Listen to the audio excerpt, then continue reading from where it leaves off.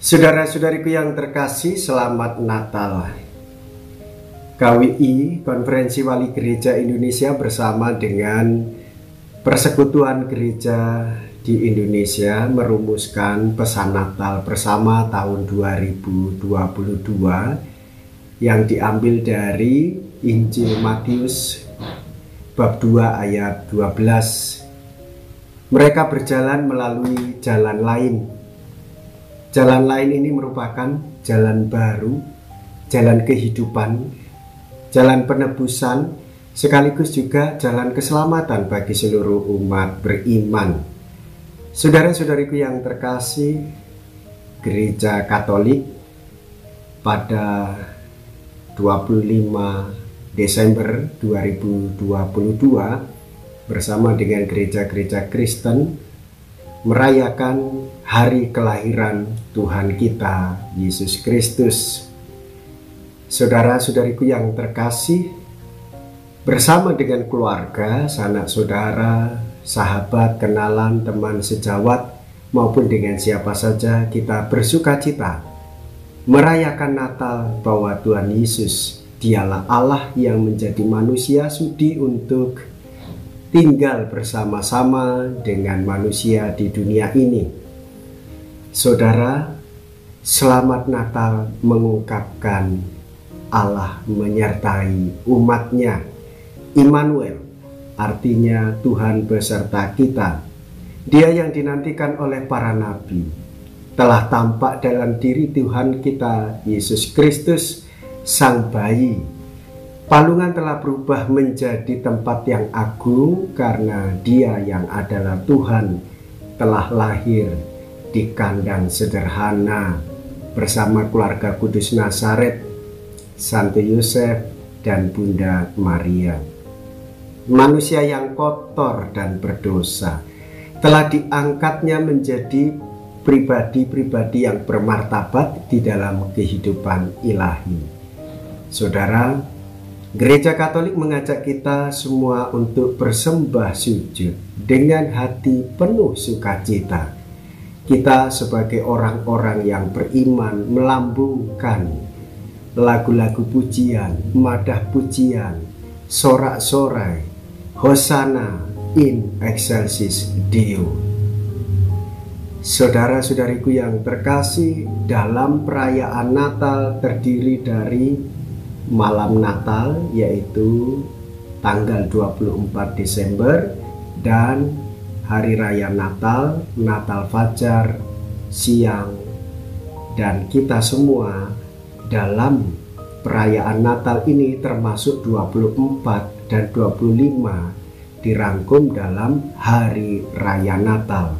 Malam Natal kita akan mendengarkan sabda Tuhan dari Injil Lukas bab 2 ayat 1 sampai dengan 14. Mereka mendapati Maria, Yusuf, dan si bayi. Setelah mendengar berita kelahiran penyelamat dunia, para gembala berkata seorang kepada yang lain, "Marilah kita pergi ke Bethlehem untuk melihat apa yang terjadi di sana, seperti yang diberitahukan Tuhan kepada kita." Lalu mereka cepat-cepat berangkat dan menjumpai Maria dan Yusuf dan bayi itu yang sedang berbaring di dalam palungan. Dan ketika mereka melihatnya, mereka memberitahukannya apa yang telah dikatakan kepada mereka tentang anak itu. Dan semua orang yang mendengarnya heran tentang apa yang dikatakan gembala-gembala itu kepada mereka. Tetapi Maria menyimpan segala perkara itu di dalam hatinya dan merenungkannya.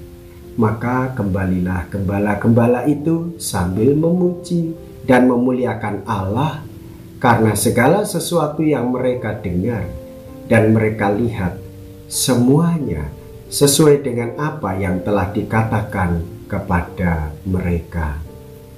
Bapak, Ibu, saudara-saudariku yang terkasih, mereka mendapati Maria, Yusuf, dan si bayi.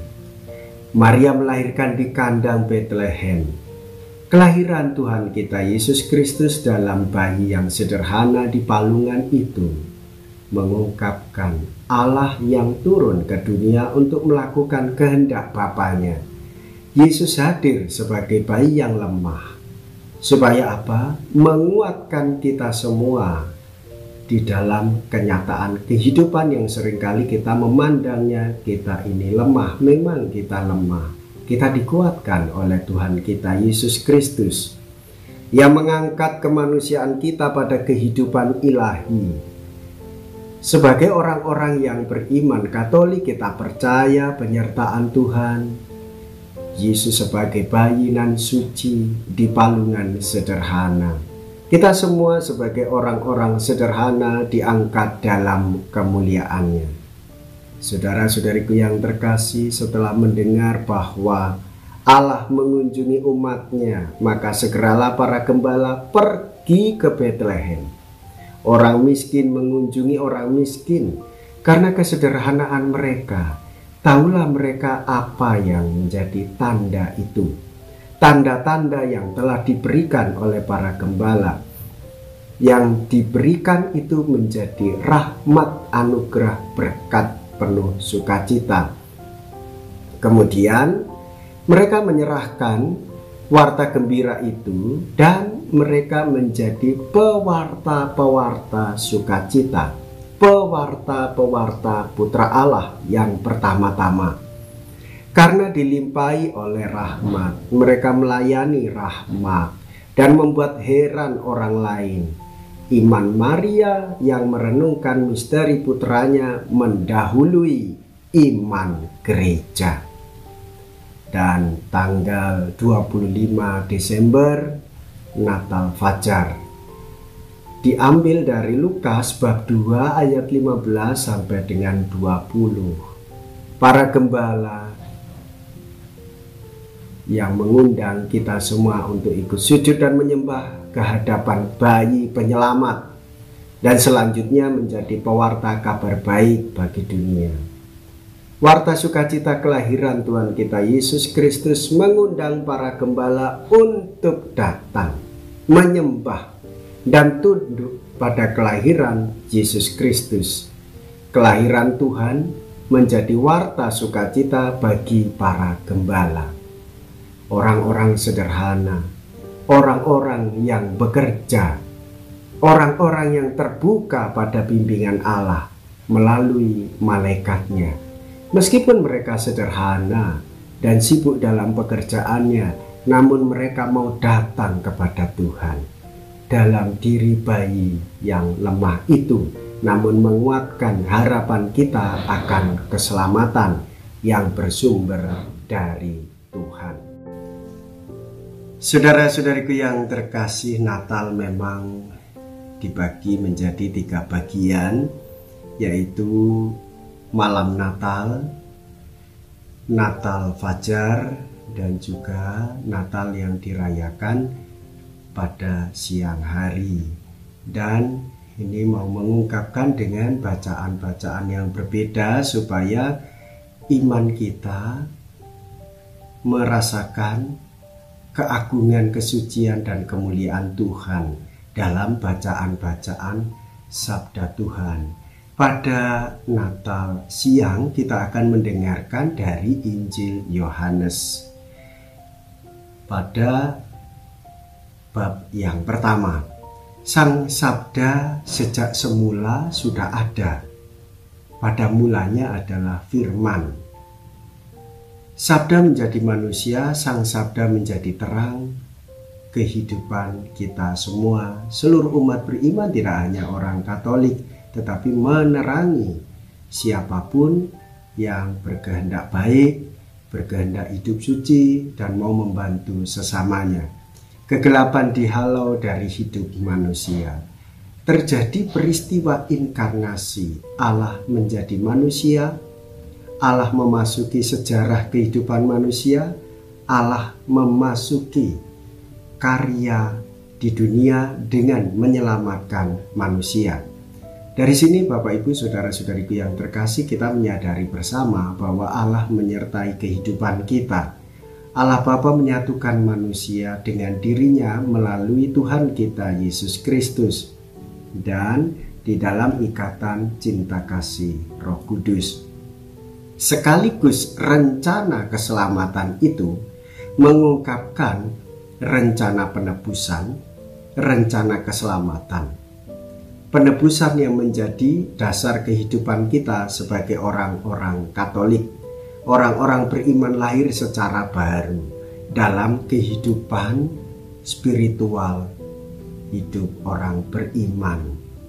Nah, Bapak Ibu Saudara-saudariku yang terkasih, bagaimana KWI Konferensi Wali Gereja Indonesia kita mendengarkan bersama, dan itu sudah di-sharingkan di dalam media sehingga kita bisa membacanya dan dirumuskan bersama dengan persekutuan gereja di Indonesia yang diambil dari Injil Matius bab 2 ayat 12, bahwa 3 orang bijaksana, atau ada orang yang mengatakan 3 orang raja dari timur yang dibimbing dari sinar terang bintang menuju bayi yang telah dilahirkan.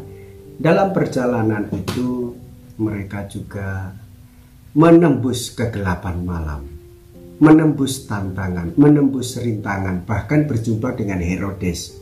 Herodes ini adalah raja yang tidak ingin disaingi. Ketika dia mendengarkan dari 3 orang raja ini, 3 orang bijaksana, mereka adalah ahli astronomi, ahli perbintangan. Begitu mendengar, muncul kecurigaan. Begitu mendengar, muncul kecemburuan. Begitu mendengar, tidak ingin ada raja yang dilahirkan. Kita tahu bahwa Herodes adalah raja yang di dunia, penguasa negeri waktu itu. Sedangkan nubuat-nubuat para nabi mengungkapkan bahwa Allah akan turun ke dunia menjadi raja. Bukan hanya raja di dunia saja, tetapi dialah raja di surga. Dialah raja di dalam kehidupan dunia, dan dialah raja yang tinggal di dalam hati kita masing-masing. Untuk apa? Mewujudkan kerajaan Allah, kerajaan damai, kerajaan cinta, kerajaan persatuan, supaya tidak ada kebencian, supaya tidak ada iri, supaya tidak ada dengki. Nah, hendak mau mengatakan kepada kita semua, 3 orang bijaksana adalah peziarah di dunia yang sedang mencari sang juru selamat itu dilahirkan di mana. Dan ketika mereka sudah berjumpa dengan bayi Yesus, apa yang terjadi? Malaikat berpesan, jangan kamu pulang ke jalan yang lama, jangan kamu pulang melalui jalan yang sama seperti berangkat. Nanti akan bertemu dengan Raja Herodes yang bengis itu, karena dia tidak ingin disaingi. Dan kalau dia mendapatkan informasi, maka raja itu akan membunuh sang bayi. Dan 3 orang bijaksana mengikuti apa yang menjadi perintah malaikat Tuhan. Mereka melalui jalan pulang dengan jalan lain. Saudara-saudariku yang terkasih, apa yang terjadi? Keselamatan itu terungkap. Apa yang terjadi? Mereka tidak akan mendapatkan kekejaman dari Herodes. Apa yang bisa kita petik untuk kehidupan menggereja kita di tengah kehidupan bermasyarakat? Mengikuti inspirasi mereka melalui jalan lain, mengungkapkan inilah jalan keselamatan, inilah jalan penebusan, supaya karya keselamatan yang memang dikehendaki oleh Tuhan itu terjadi bagi kita semua. Dalam kehidupan bermasyarakat, Bapak Ibu Saudara-saudariku yang terkasih, kita diminta untuk menjaga hidup, kita diminta untuk merawat kehidupan, kita diminta untuk berdamai dengan siapapun tanpa terkecuali, tanpa membedakan dia dari mana, dia siapa, tanpa membeda-bedakan warna kulit, kebudayaan, atau apapun. Tetapi sejauh dia manusia, Allah mengasihi. Sejauh dia manusia, kita juga ikut mengasihi. Inilah jalan kehidupan. Bagi orang-orang Katolik, kita menjaga kehidupan maka anti bunuh diri, anti membunuh orang lain, anti aborsi, anti eutanasia. Itu semua jalan yang sama, jalan menuju kematian.